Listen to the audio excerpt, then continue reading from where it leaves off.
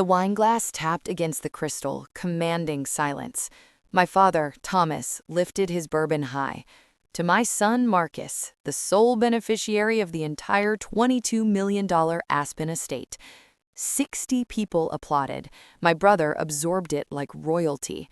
I stood in the corner near the fireplace, clutching a single brown envelope against my ribs. I didn't weep, I didn't react. I just smiled, a cold, calculated curve of my lips. I locked eyes with David, the family attorney, and spoke 4 words that paralyzed the room. "You really have no idea, do you?" My father turned, his face crimson. "No. What?"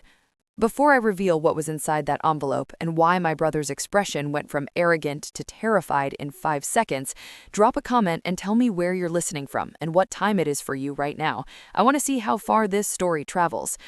My name is Catherine. I'm 32, and for the last 12 years, I haven't really been a person to these people.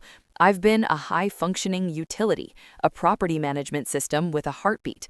While the room stared at me, waiting for explanation, I let the silence expand. I wanted them to feel the gravity of it, because before I incinerated their kingdom, I needed to remember exactly who constructed it. For 12 years, I ran the Aspen estate. I didn't just manage it, I sustained it. I spent 90-hour weeks fighting with municipal authorities over construction permits for the ski lodge.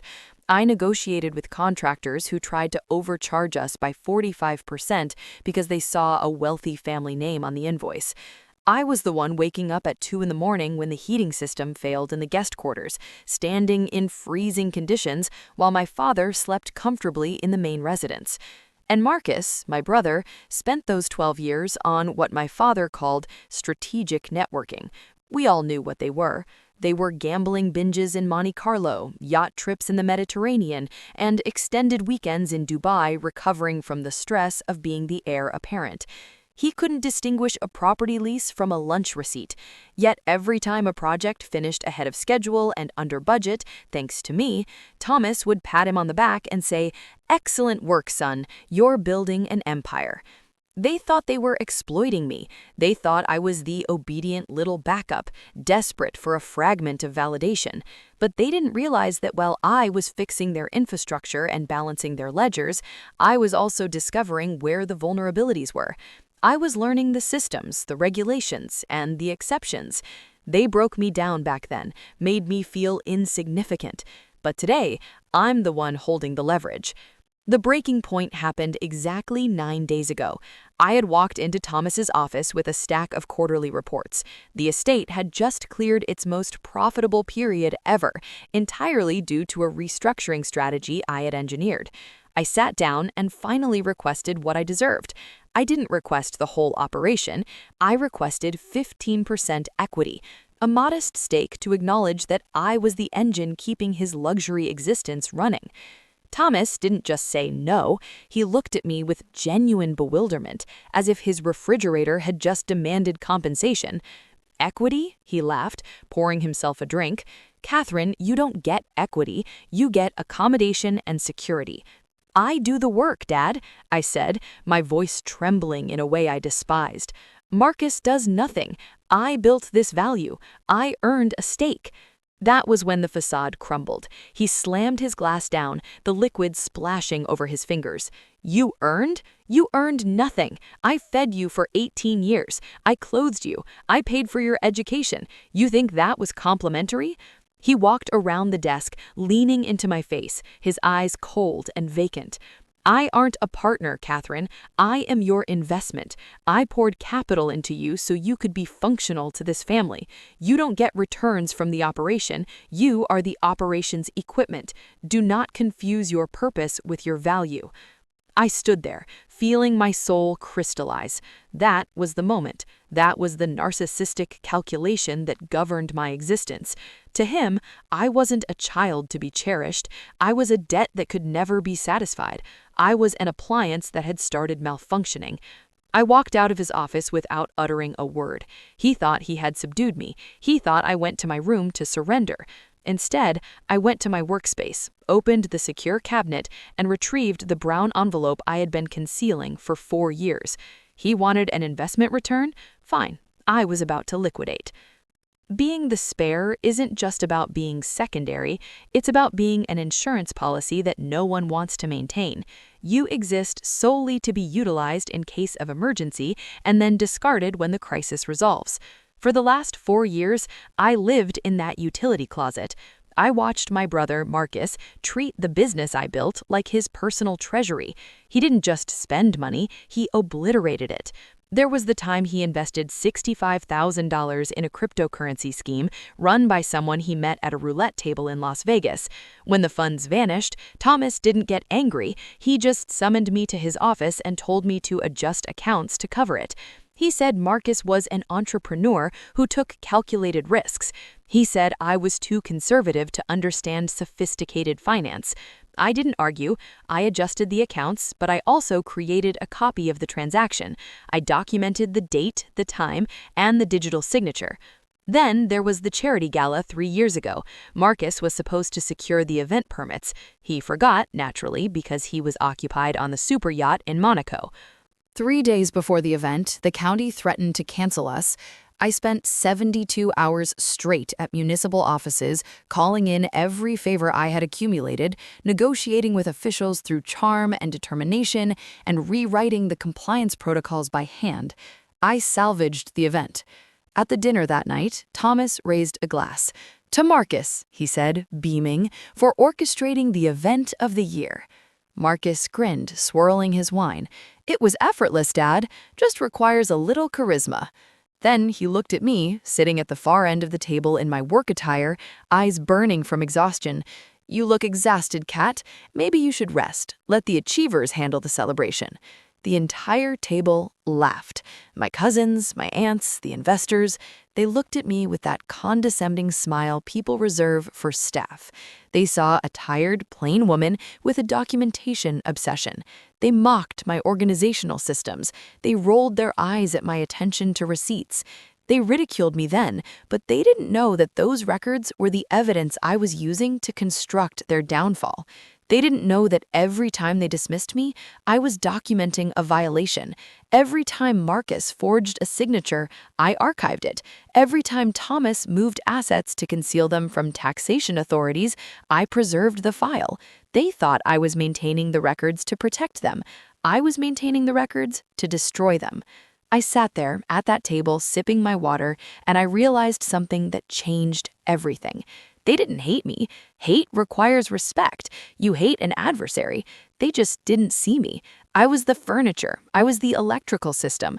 I was necessary infrastructure, completely invisible until I stopped functioning. And that was their fatal miscalculation. Because when you treat someone like equipment, you forget that equipment has no loyalty. You forget that if you push a machine too hard, it doesn't cry. It doesn't plead for mercy. It just breaks. And when it breaks, it takes the whole operation down with it. Back in the living room, the applause for Marcus finally subsided. My father looked at me, annoyed that I had interrupted his moment. He thought I was about to make a scene about fairness. He thought I was going to cry about equity again. He had no idea that the equity was already transferred. I took a step forward, the floorboards creaking under my heels. The brown envelope felt substantial in my hand, dense with the weight of 4 years of silence. I looked at Marcus. He was smirking, that same arrogant tilt of the head he'd had since childhood. He thought he had won. He thought the crown was already secured. He didn't know it was made of deception, and he didn't know I was holding the evidence. Marcus detached himself from a group of admiring socialites and strolled over to where I was standing. He smelled like 20-year-old bourbon and unearned confidence. He leaned against the fireplace mantel, swirling his glass, looking at me with that half-lidded, condescending expression he reserved for staff. "Don't look so bitter, Kat," he said, his voice low enough that the guests nearby wouldn't hear the venom. "Someone has to lose for someone else to win. That's just economics." "You haven't won anything, Marcus," I said, keeping my voice level. "You were handed a prize you didn't earn." He laughed, a sharp bark of sound. "Earned? Who cares about earned? Possession is 9/10 of the law, and as of 10 minutes ago, I possess everything. He gestured grandly to the room, the mountain view, the expensive artwork. I'm already making changes, big vision initiatives, starting with the caretaker's cabin. My stomach tightened. The caretaker's cabin wasn't empty. What about the cabin? I cleared it out this morning, he said casually, taking a sip of his drink. I'm converting it into a private club, poker tables, wine cellar, the works. Needed the space for the after party tonight. Cleared it out? I stared. Marcus, Mrs. Patterson lives there. Mrs. Patterson was Grandma Eleanor's closest friend. She was 79 years old, fragile, and terrified of change. Grandma had promised her a home for life. I had been the one ensuring her heating worked, delivering her groceries, and making sure she felt safe. Not anymore, Marcus shrugged. I told her to pack her belongings, sent a couple of the staff to help her move her things to the motel off the highway. She was crying, creating a scene. Pathetic, really, but you can't let sentimentality interfere with asset optimization. I felt the blood drained from my face. He didn't just evict a tenant, he evicted a dying woman who was basically family just so he could have a place to entertain his destructive friends. He didn't even wait for the transfer to finalize. He did it this morning before he even officially owned the place. She's 79, I whispered. You put a 79-year-old woman in a motel. I cut the dead weight, Catherine, which brings me to you.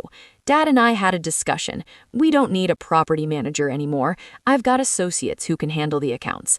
And let's be honest, it's not like you have anything else going on. No husband, no children, no legacy. You're a genetic dead end. He poked a finger into my shoulder. So here's the arrangement. You can stay in your little unit above the garage for 6 weeks while you look for employment. But tonight, you're staff. Go grab cleaning supplies and clean up the spilled champagne in the corridor. Make yourself useful for once. He winked at me, turned on his heel, and walked back toward the crowd, high-fiving a cousin as he went. I watched him go. I watched the way he strutted, the way he owned the room, the way he thought he was untouchable. He had just crossed the final line. It wasn't just about the money anymore. It wasn't just about the disrespect. It was about Mrs. Patterson shivering in a motel room because this monster wanted a poker club. He wanted me to be useful. He wanted me to clean up the mess. Fine, I would clean it up. I would scrub this entire family clean until there was nothing left but the truth. I looked down at the envelope in my hands. The seal was still intact. I ran my thumb under the flap and tore it open. The sound was sharp, like a bone snapping. It was time to execute. I walked to the center of the room, my heels clicking a steady rhythm on the hardwood floor. Marcus was laughing with a group of investors, already spending money he didn't possess. Thomas was accepting congratulations from the state senator. They looked so secure, so invincible. "Excuse me," I said. My voice wasn't loud, but it cut through the chatter like a blade. "Before we continue the celebration, there's a small administrative matter we need to clarify." Thomas turned, his smile tight. "Catherine, not now. We're in the middle of a toast." "It's about the deeds," I said, holding up the envelope. "Specifically, the ownership of the Aspen portfolio." Marcus rolled his eyes. "Give it a rest, Cat. Dad already announced it. I own everything. Accept it."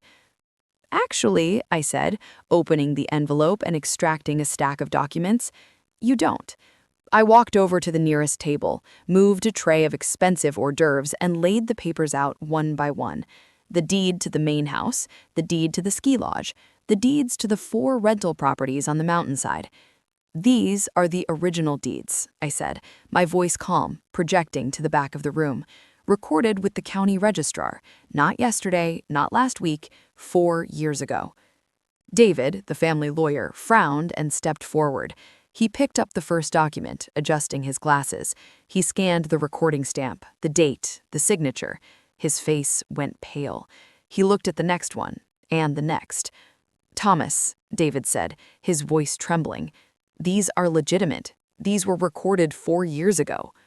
"What are you talking about?" Thomas snapped, snatching the paper from him.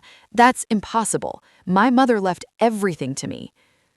"Grandma Eleanor didn't trust you, Dad. She knew you'd give everything to Marcus, and she knew Marcus would destroy it in 18 months.